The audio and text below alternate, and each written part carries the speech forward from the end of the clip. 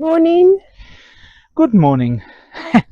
So today I want to see if this 235 in the 60 Biscayne will fire off. So far it's not looking too promising as it's got a gazillion holes in a pan. The engine was stuck. We got it unstuck. And yeah, she does roll over now with a weird noise or two. And like you can see the drip pan underneath her to catch all the oil. But it looks old. It is old. Because if she can run, we can restore her and fit it to the 38 Chevy because there's a V8 coming in here. And I want to restore my 38 Chevy to try and get it original. I know it's not 100% period correct being a 235, but it's better than a 207 that was in a 38 that was all rusted and locked up. Let's start with looking at the plugs first. And then we'll take it from there.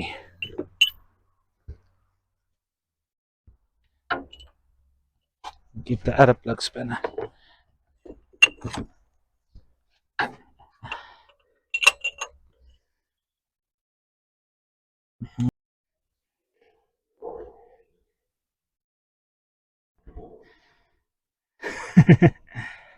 Alright, let me just get this plug out here. Ah, good sign, I don't see any rust. So she was running when parked. Let me take out the others. I see why the plugs are such a problem to get out actually. Because this thing is supposed to have a 5/8 shoulder. Not what I've got on here now, South African plugs, but yeah. Alright, let me quickly clean this plug. We'll get other plugs. I think let me quickly go and source other plugs and fit them in this vehicle. Spare shop didn't have V8 plugs or the type of plug we normally use, so let me clean these.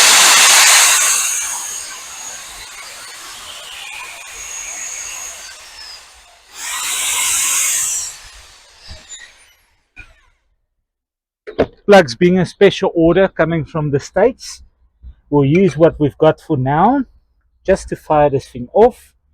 If she runs, I have to take off the sump anyhow, like you can see at the bottom there. Fix the sump, everything. And then, by some miracle, we'll do a service on her. But this, like I said, must go into the little 38 Chevy standing over there. As that, I want to restore, keep it as original as possible. I know it's not the correct engine, but when you open up the hood, you want to see something in straight six at least, keeping the car looking original. Not all cars deserves to be fixed. If they don't need fixing, why bother with that? They ain't broke. Don't bother it. Okay, pause. Alright, let's test for spark. Just close that a bit up. A bit more. Just squeeze it close a bit. And then we'll test for spark. Right, look at these old LED terminals. When's the last time you saw stuff like that? I'll quickly wire the coil to positive. Right, now I'll quickly earth the plug. Let me just give it some power to the positive on the coil. And let me just bridge the starter. Okay, we've got no spark. Not surprising. Could be a number of things. Let me quickly go and get another coil and check the points. Looks good in here. Okay, the points are fairly corroded. Let me see something. I'll probably clean them just now. I just want to see something if I give them power. Okay, so we've got a working coil. Perfect. Let me quickly just clean up points. Disconnecting the power because I don't want the jolt. And quickly just clean them points. Got a variable distributor. distributor is not even locked in place. Well, have a look at that.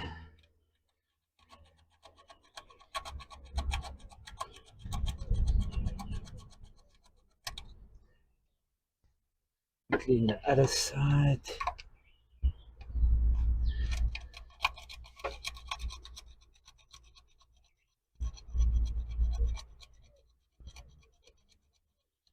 Right. Let me just check in. It should almost work. Clean a bit more.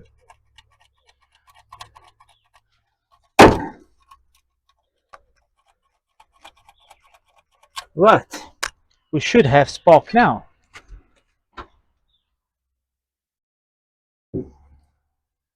Let's quickly check. Where's my screwdriver? Let's quickly check. Let me bridge this out. Give the power to the coil.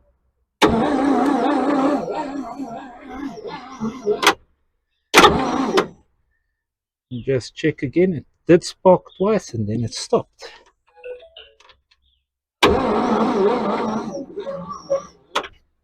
Okay, let me get my booster pack.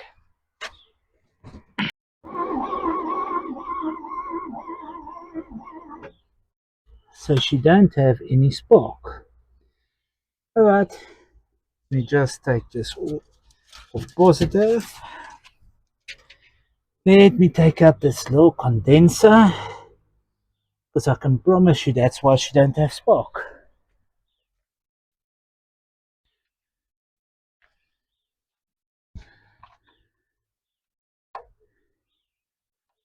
Alright, so I found the wire was off, actually corroded off from standing all these years. So I'm just gonna do the best thing for it. Just tie it on there. Alright, let's see if we've got spark now.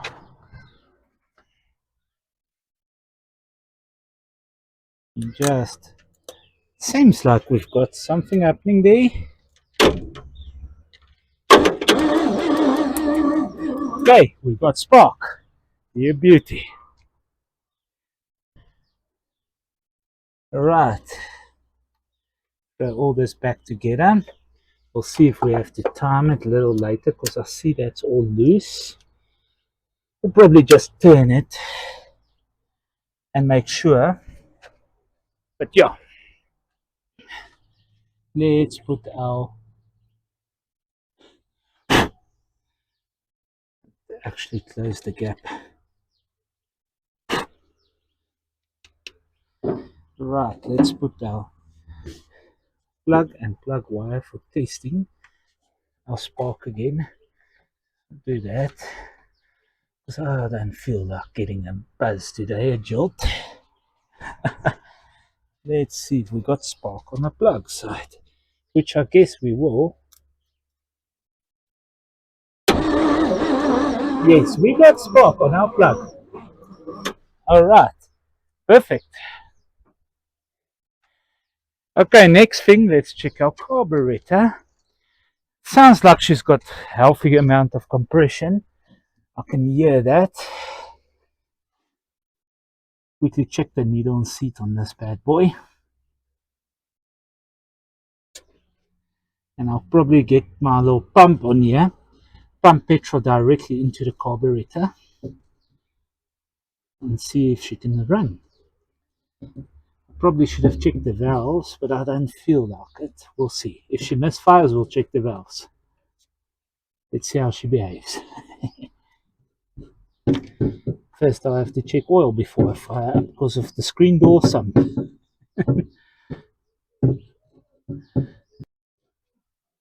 Just get all these screws out.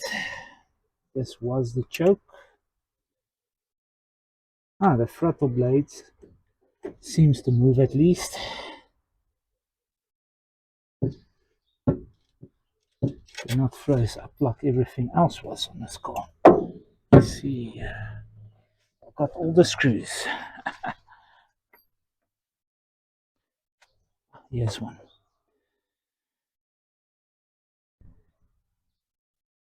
A monojet. Monojetic. Ah,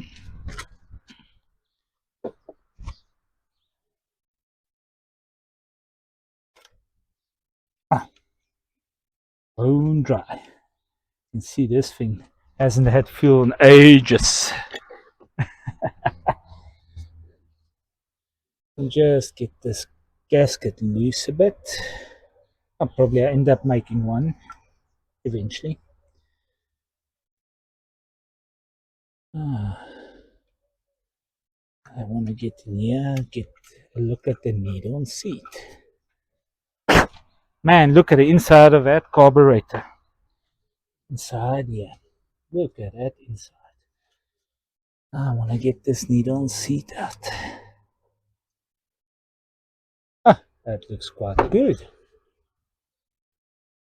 And she's still soft. That should work. Another tip. Just put some gasoline in here.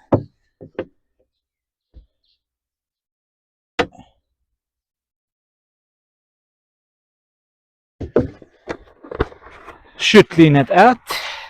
Let's take a rag and just wipe it clean inside there first. Get all this debris out.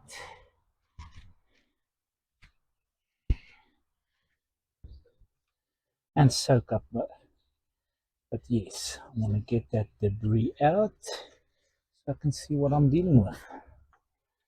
Also, that's got a squirter. I wonder if that still works. It has to have fuel for the squirter to see if that squirter still works. Oh, that's a bit much. Now I guess she'll be flooded. But anyhow, let me just have a look. Ah, squirter works! That's amazing. For a car that stood so long. Let me slap this carburetor back together.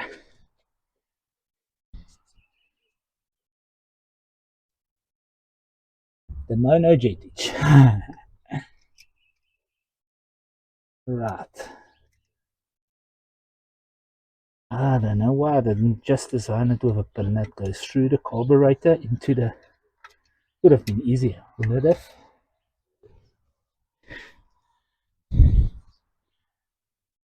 But if this is the case, I'm not even gonna bother with the little facet pump. I'm just gonna pour petrol and put the cover for in case it backfires.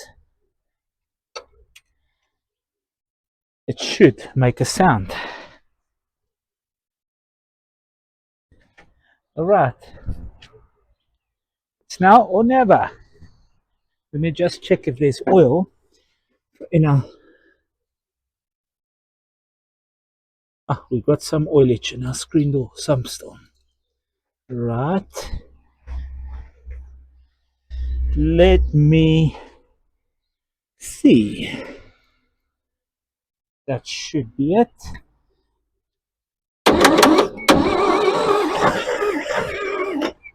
Wants to.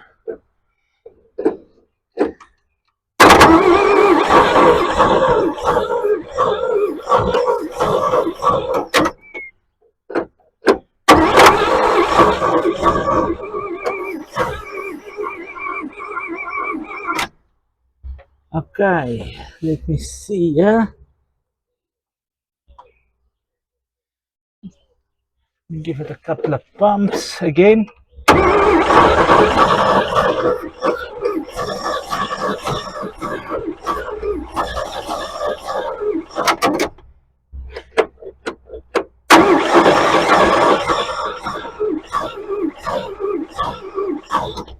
Alright, just give it a rest.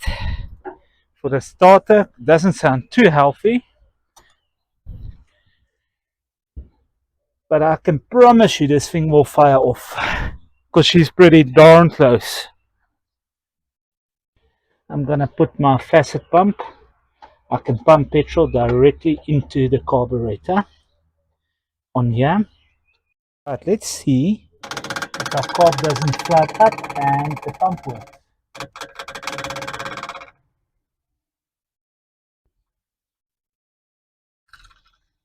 Okay, I need to quickly do something with that. Stop it from dripping. Okay, pause. Alright, let me see if I can get this beast to fire off.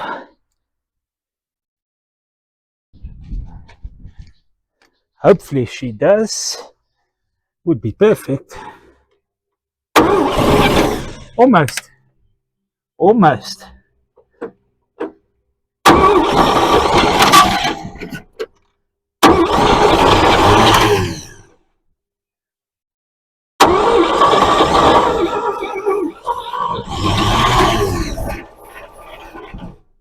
Almost.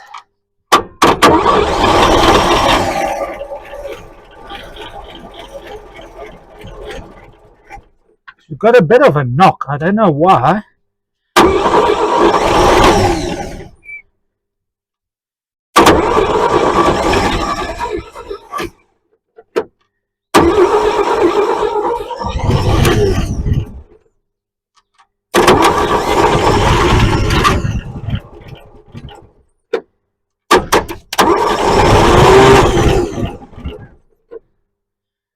Alright. Let me just see what the fuel issue is. She wants to run. She's pretty close. Sort out this fuel pipe that's old and corroded. Put another fuel pipe or just hook it up directly. I think it's going to be better. I'll hook it up directly. Just give it some fuel. Because it seems like that's what she needs. It's a bit of fuel.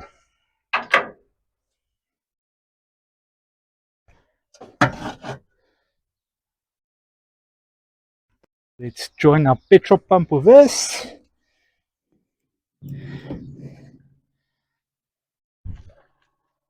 And let's see if she'll fire.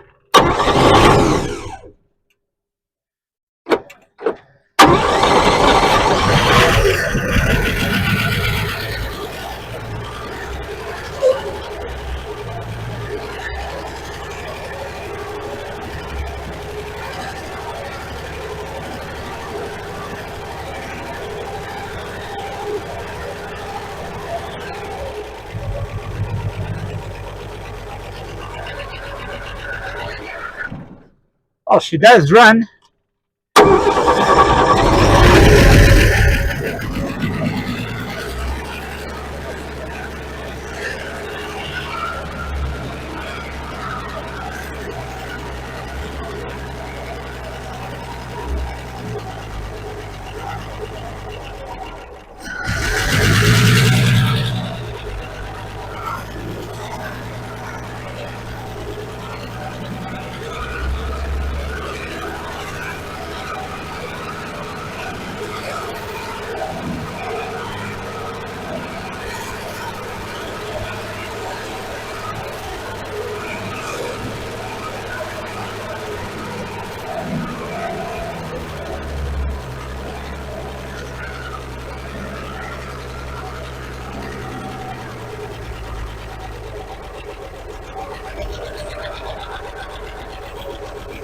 She does run. That's the bonus. There she idles. There we've got an engine for our 38 Chevy. Thank you for watching, everybody. Please like and subscribe for more content on our Rusty Pals and Junk. Peace out, everybody.